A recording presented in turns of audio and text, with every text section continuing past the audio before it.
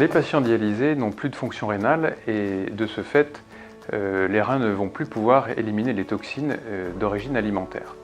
Il faut donc contrôler les apports alimentaires pour avoir les bons nutriments, mais également limiter les aliments qui peuvent présenter une toxicité telle que le potassium ou le phosphore ou le sel, car le sel va entraîner une hypertension artérielle.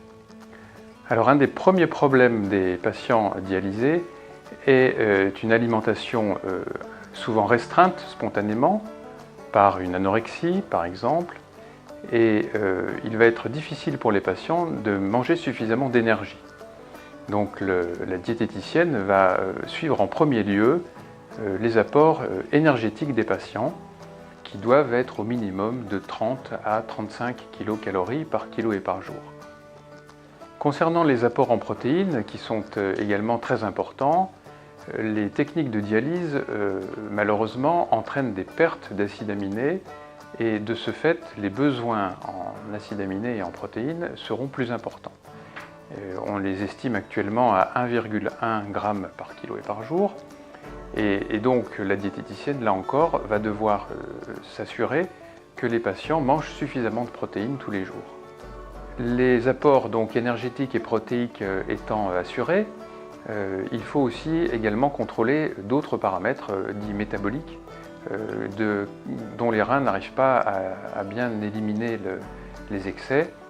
Et il y a donc trois éléments importants. Le premier élément, c'est le sel, le sodium.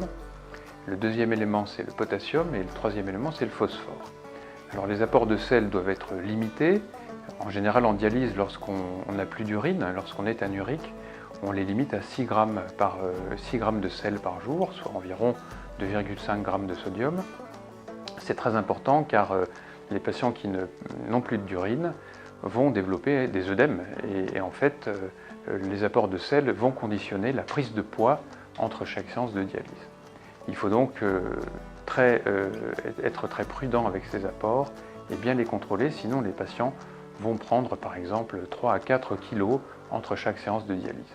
Donc l'objectif sodium est très important. Le deuxième objectif important est le potassium. En effet, les reins qui sont censés éliminer les excès de potassium alimentaire ne peuvent plus le faire. Et donc les patients hémodialysés particulièrement sont souvent exposés à une hyperkaliémie. Lorsqu'on dose la kaliémie en début de séance de dialyse, elles sont souvent élevées. Elles peuvent monter jusqu'à 6 voire 7 mmol par litre. Et donc dans ces cas précis, la diététicienne doit s'assurer que les patients n'aient pas des apports en potassium trop élevés. Le troisième point est le phosphore. Les reins également éliminent les excès de phosphore et on sait la pathogénie du phosphore au cours de l'insuffisance rénale. Elle va entraîner en fait, ces excès de phosphore vont entraîner des calcifications vasculaires et l'accumulation de phosphore doit être évitée et la dialyse doit permettre de contrôler la phosphorémie des patients.